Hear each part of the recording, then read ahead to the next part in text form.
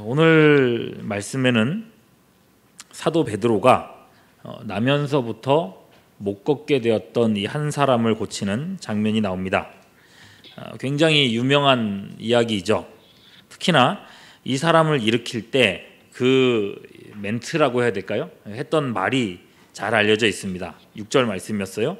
베드로가 이르되 은과 금은 내게 없거니와 내게 있는 이것을 내게 주노니 나사렛 예수 그리스도의 이름으로 일어나 걸으라 하고서 손을 잡아서 일으키는데 발목에 힘이 생기면서 진짜로 일어나게 된 것입니다. 여러분, 이 말씀을 보면서 저에게 제일 먼저 드는 생각은 이것입니다. 여러분, 우리에게도 나사렛 예수 그리스도의 이름이 있습니까? 없습니까? 있죠, 그죠? 그러면 우리라면, 나라면 똑같은 상황에 있는 사람에게 과연 일어나 걸으라 라고 말할 수 있겠는가 하는 것입니다. 해보신 적 있으십니까? 네, 없으시죠? 저도 없습니다. 네, 못합니다. 네, 솔직히 말씀드릴게요. 못해요. 일단 그렇게 말했다가 못 일어나면, 그죠? 목사인데 그래도요. 네, 무슨 망신입니까? 근데 저만 그런 게 아니라 요즘은 그렇게 말하시는 목사님들도 거의 찾아보기 쉽지 않은 것 같습니다. 저 어렸을 때는 그렇게 용기 있게 말씀하시는 분들이 많았거든요. 근데 이게 현실이에요. 아무리 우리가 강력한 믿음을 가지고 일어나 걸어라 라고 소리를 친다 해도 제가 볼 때는 못 일어날 가능성이 훨씬 높습니다. 그죠? 네. 무슨 말이냐면요, 이런 기적이 될 수도 있고 안 될 수도 있는 그런 상황이라면 굳이 모험을 할 필요가 없다는 겁니다. 베드로라고 해도 마찬가지 아니겠습니까? 일어나라 그랬는데 일어나면 참 좋아요. 그죠? 근데 못 일어나면요, 어떤 상황이 되겠습니까? 여러분, 일단 이 거린이 소리를 질렀을 겁니다.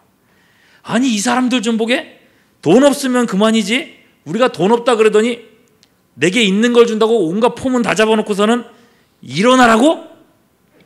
당신들 예수쟁이들은 그렇게 아픈 사람 갖고 노는 게 그렇게 재밌어? 그러면서 아이고 그러면서 얼마나 억울하다고 소리를 질렀겠어요. 그럼 주변 사람들도 다 듣겠죠. 안 그래도 기독교에 대해서 좀 부정적인 시각을 갖고 있는 사람들이 많았을 텐데 순식간에 이 소문이 돌았을 겁니다. 저 예수쟁이들은 병 고치는 쇼를 한다. 그럼 지금까지 기적을 행했다는 것도 다 거짓말일 것이다. 이렇게 소문이 났을 거예요. 그러면 사도들도 얼마나 큰 망신입니까?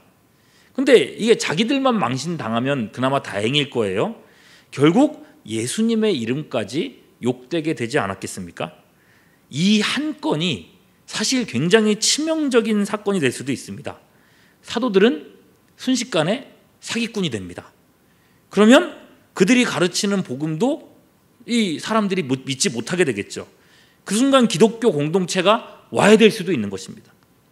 그러니 여러분, 될지 안 될지 확실하지가 않다면 사도는 절대로 여기서 일어나라는 말을 하지 않았을 겁니다. 그럼에도 여러분, 베드로는 나면서 못 걷는 이 사람을 붙들어 일으켰습니다. 일어나라고 말했어요. 그러니 여러분, 이것은 반드시 일어난다고 하는 당연한 확신 때문에 그랬던 겁니다. 어떤 의미에서요, 이것은 믿음을 넘어서는 그런 문제입니다. 이 상황에서 우리가 믿는다라고 할 때, 믿음으로 일으킨다라고 얘기했을 때 그 믿음은요, 어느 정도 모험의 요소가 담겨져 있습니다. 내가 믿지만, 하나님께서 고치실 줄 믿지만 그리 아니하실지라도, 안 고치실지라도 괜찮습니다. 이런 고백 속에서 우리가 믿는다고 얘기를 하는 거거든요. 근데 베드로는요, 그렇지 않았습니다. 손뼉을 치면 소리가 나는 것처럼 물을 쏟으면 그 물이 어디로 흘러가요? 물을 쏟으면 위로 올라가나요? 아래로 내려가는 것처럼 그게 당연한 일이기 때문에 그렇게 행했던 것입니다. 베드로는요, 자신이 일으키면 이 사람이 당연히 그리고 반드시 일어날 것을 알았습니다. 사도들에게는 병고침이 더 이상 신기한 일, 신비한 일 그런 게 아니었던 겁니다. 여러분, 제가 이렇게 말씀드리는 이유가 있어요. 바로 앞에 우리가 봤었던 말씀들 보시면요, 사도행전 2장 43절 말씀에 이렇게 적혀 있습니다. 같이 한번 읽어보시죠. 시작.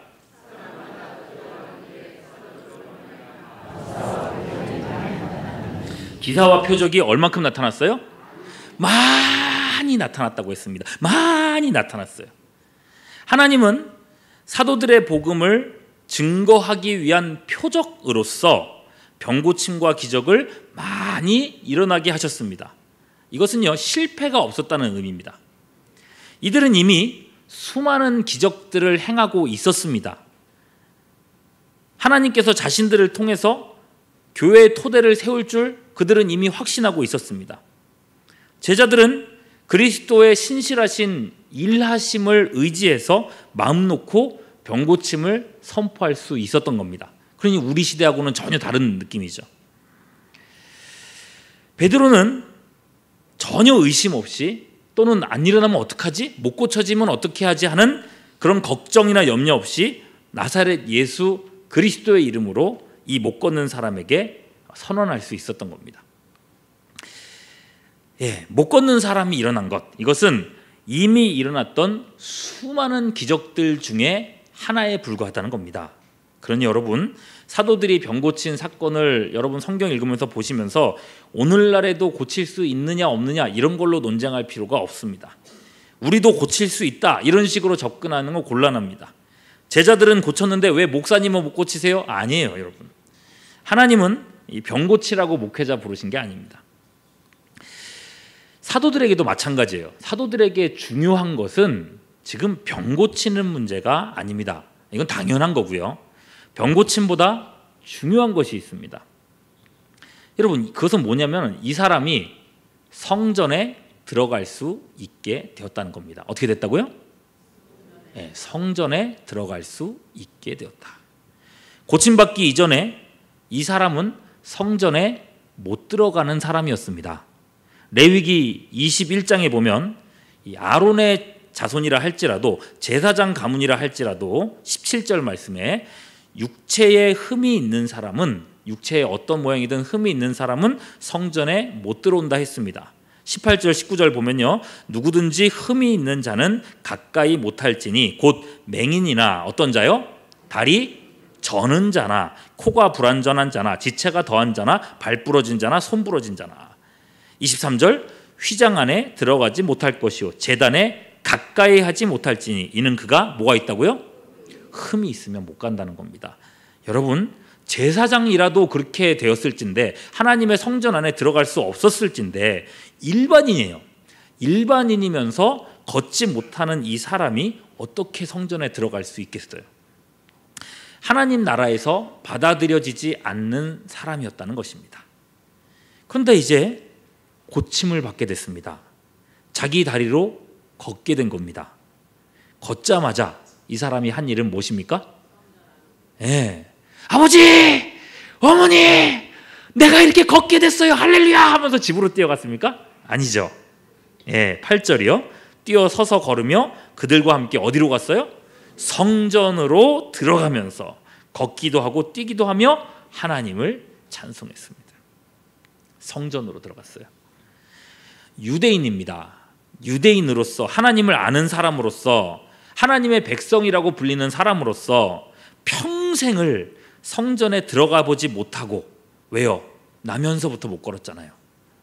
그저 성전 문 앞에서만 있어 왔던 사람이에요. 그의 최대의 꿈은요, 성전 안에서 구걸했잖아요. 성전 앞에서 구걸했잖아요. 오늘은 돈 얼마나 받을까? 오늘은 얼마나 벌까? 이런 게 아니었습니다. 수많은 사람들이 성전으로 들어가는 걸 봤습니다. 수많은 사람들이 성전에 들어가는 그 등을 봤습니다. 나는 못 들어갑니다. 그게 너무 부러웠어요. 나도 저 안에 들어가고 싶다. 평생 못 들어가 봤으니 그 안에 뭐가 있는지 모릅니다. 어떻게 생겼는지도 몰라요. 이 문턱을 넘어서 성전에 들어가는 것, 그게 그의 평생의 꿈이었습니다. 하나님께 받아들여지는 것, 하나님이 나 같은 사람도 받아주시는 것. 여러분, 예수의 이름으로 이 사람은 지금 걷게 된 것이 문제가 아니라 예수의 이름으로 평생의 꿈이었던 어디로요? 성전으로 들어가게 된 겁니다. 여러분, 병을 고친 건 이 사람의 인생이 바뀐 일이잖아요. 근데 여러분, 성전에 들어가는 건 이 사람의 영혼이 바뀌게 된 것입니다. 여러분, 많은 기적들을 행했었지만 오늘 기적을 기록한 목적이 바로 여기에 있습니다. 태생적으로 구원받을 수 없는 죄인이, 특별히 우리 같은 이방인들이, 우리 같은 죄인들이 예수의 이름으로 성소에 들어갈 자격을 얻게 되었다는 것입니다. 히브리서 10장 19절이죠. 그러므로 형제들아, 우리가 예수의 피를 힘입어 성소에 들어갈 담력을 얻었으니. 여러분, 예수의 이름은요, 단순히 병고침을 넘는 것입니다. 병고침을 넘어서 영혼을 구원하는 이름입니다. 그의 사랑의 나라에 들어가게 하는 것, 그 능력이 예수님의 이름 안에 있다는 것입니다. 여러분, 다음 주가 청년부 수련회입니다. 제 경험에는요, 우리 많은 사람들을 만나봤을 때 많은 성도들의 인생의 전환점이 거의 수련회였던 것 같습니다. 내가 수련회 가서 하나님 만났다. 내가 수련회 가서 인생이 바뀌었다. 저도 그래요. 개인적으로 수련회 가서 정말 예수님 만나고 그렇게 변화된 그런 체험이 있습니다. 그런 의미에서요, 이번 수련회는 우리 교회에게 주신 또 한 번의 하나님께서 주시는 기회라고 생각합니다. 여러분, 청년들이 예수 그리스도를 나의 구주, 나의 하나님으로 영접하고 영생 구원을 받아야 되지 않겠습니까? 그리고 오랜 시간 잃어버렸을지 모른 그 구원의 기쁨과 즐거움, 그걸 회복해야 되지 않을까요? 여러분, 인생의 모든 문제에 함몰되어 있던 이들이 예수의 손 붙잡고 일어나서 다시 한번 달려갈 힘을 얻어야 되지 않겠습니까? 여러분, 그 기회를 줘야죠. 여러분, 주변에 있는 자녀들, 또 주변의 청년들, 손주들 참석할 수 있도록 여러분 꼭 권면해 주시기 바랍니다. 아직 안 늦었습니다. 신청해 주면 받아줄 수 있습니다. 네, 돈이 없어서요. 그래도 신청하라고 해주십시오. 네, 제가 어떻게 잘 얘기를 해보겠습니다. 여러분, 그리고 오늘 밤에 깊이 또한 간절히 기도해 주시기를 바랍니다. 한 사람이라도 구원받는 역사가 일어나도록, 예수 안에서 인생의 전환점이 일어나는 그 한 사람이 생겨날 수 있도록 여러분 오늘 밤에 뜨겁게 기도해 주시는 여러분들 될 수 있기를 바랍니다. 자, 하나님은 그렇게 한 사람을 통해서 우리는 상상도 못할 엄청난 일을 이루어 가실 수 있습니다. 그래서 그 이어지는 이야기는요, 이 한 사람을 통해서 하나님께서 어떻게 일하시는지를 살펴보려고 합니다. 여러분, 초대교회에 기적이 많이 일어났다고 했어요. 근데 여러분, 기적이 그렇게 많이 일어나고 그렇게 소문이 나고 해도 사실 그랬습니다. 이게 거짓인지 진짜인지 자작극인지 의심할 수 있지 않겠습니까? 제가 고등학생일 때요, 두란노 경배와 찬양이라는 이 찬양팀이라고 해야 될까? 이게 참 인기가 많았습니다. 여러분 많이 아시죠? 네, 아시면 이제 연세가 좀 있으신 분들입니다. 주로 이 팀은요, 워낙에 그때는 많은 사람들이 몰렸어가지고 올림픽 경기장 같은 곳에서 집회를 했었던 기억이 납니다. 그래서 제가 김해에서 살고 있었지만은 서울에서 이렇게 올림픽 경기장 집회한다 그러면 기차 타고 올라와서 고등학생 때도 그거 참석하고 그렇게 했었습니다. 당시에 그렇게 많은 사람들이 참석했었는데 한 번은요, 아마 장애인과 함께하는 뭐 찬양 집회를 했었나 봐요. 그랬는데 앞에 이제 중간에 운동장 쪽에 휠체어를 타고 계신 이 휠체어 부대라고 해야 될지 그런 분들이 쫙 이렇게 앉아 있었고 그런 분들과 이제 함께 찬양을 했던 거죠. 근데 그런 중에 찬양을 하는데 아까 우리 찬양했던 거 있지 않습니까? 주님의 영광 나타나셨네. 가사 기억하십니까? 그 후렴 가사가 이래요. 할렐루야 주의 나라가 눈먼 자는 눈을 뜨고 할렐루야 임하소서 저는 자는 가사가 어떻게 되죠? 걷게 되리. 그것도 그냥 걷게 되리 이런 게 아니라 어떻게 해요? 저는 자는 걷게 되리 하고 뭔가 좀 힘이 나지 않습니까? 근데 정말 놀랍게도 그 걷게 되리 하는 그 순간에 휠체어에 있던 한 사람이 벌떡 일어나는 거예요. 벌떡 일어나는 거예요. 그래서 그 옆에 있던 주변 사람들이 다 놀래고 막 거기 있던 사람들이 할렐루야 막 그러고 그러는 장면을 제가 목격을 했거든요. 그러니까 저도 얼마나 거기서 은혜를 받았는지 정말 오랫동안 마음이 막 뜨겁고 그랬었습니다. 네. 근데요, 여러분, 시간이 지나가니까, 한참 시간이 지나가고 나서 이 은혜가 좀 식고 나니까 생각이 달리 되긴 하더라고요. 그 사람이 정말 못 걷는 사람이었을까? 예, 그냥 원래 일어설 수 있는 사람이었는데 그냥 일어난 거 아닌가? 혹시 뭐 자작극인가? 뭐 이런 생각까지, 예, 사실인지 아닐지 이게 확인할 길이 없잖아요. 그러니까 그런 생각이 나중에는 좀 들기도 하더라고요. 여러분, 초대교회 기적들도 마찬가지였습니다. 기적들이 분명 많이 일어나기는 했지만은 여전히 믿지 못하고 받아들이지 못하고 의심하는 사람들이 많이 있었습니다. 새롭게 생긴 종교 집단에서 하는 일이니까 일단 경계심이 많이 있었던 겁니다. 그런데 여러분, 오늘 고침받은 이 사람을 보십시오. 나면서부터 못 걷는 사람이라 했어요. 당시로서는 이런 사람이 먹고 살 길이 막막했습니다. 그러니 부모 입장에서는요, 어린 자녀가, 이런 자녀가 앞으로도 평생 먹고 살아야 되는데 살 수 있는 방법은 뭐밖에 없어요? 구걸밖에 없어요. 그래서 아이에게 구걸을 시켜왔던 겁니다. 어릴 때부터 부모가 성전 문 앞에 앉혀놓고서는 구걸하게 시켰던 겁니다. 그리고 아이가 점점 커서 성년이 되어서 부모가 데리고 나올 수 없을 때는 이제 이웃 사람들, 주변에 있는 사람들이 그를 도와서 성전 문 앞에다가 매일 두었을 겁니다. 2절에 그러죠. 나면서 못 걷게 된 이를 사람들이 메고 왔다. 그렇게 적어도 20년 이상의 시간을 2절 후반절 보세요. 언제 두었다고요?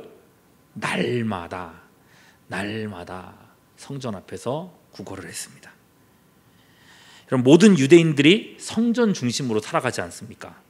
이 사람을 20년 이상을 봐온 겁니다. 예, 더 됐을 수도 있죠. 이 사람 나이가 얼만큼인지 모르니까 훨씬 더 긴 시간일 수도 있죠. 여러분, 오랜 시간 동안 이 사람을 봐왔습니다. 어쩌면 이 사람은 유대인들에게 어쩌면 명물이었을 수도 있습니다. 유대인으로서 이 사람을 모르는 사람은 없었습니다. 저 사람 못 걷는 사람, 저 사람 구걸하는 사람, 저 사람은 성전에 못 들어가는 사람. 그러니 여러분, 그가 고침을 받았다고 했을 때 이스라엘 전역에, 유대 전역에 어떤 반응이 일어났겠습니까? 예? 그 사람이 고침을 받았다고? 그래서 그 사람이 성전에도 들어갔다고? 소문이 삽시간에 퍼지는 겁니다. 그를 보려고 정말 수천 명의 사람들이 몰려온 겁니다. 그를 보려고. 10절 보십시오. 저 사람 봐라. 저 사람 날마다 성전 미문에 앉아있던 사람 아니냐. 여러분, 적어도 5천 명 이상 되는 사람들이 그를 보기 위해 나왔다는 것입니다. 그걸 어떻게 하느냐? 여러분, 이 사건을 계기로 베드로가 이제 두 번째 설교를 하게 되는데요. 설교를 듣고 회심한 사람이 사도행전 4장 4절 말씀 보시죠. 같이 봅니다. 시작. 말씀을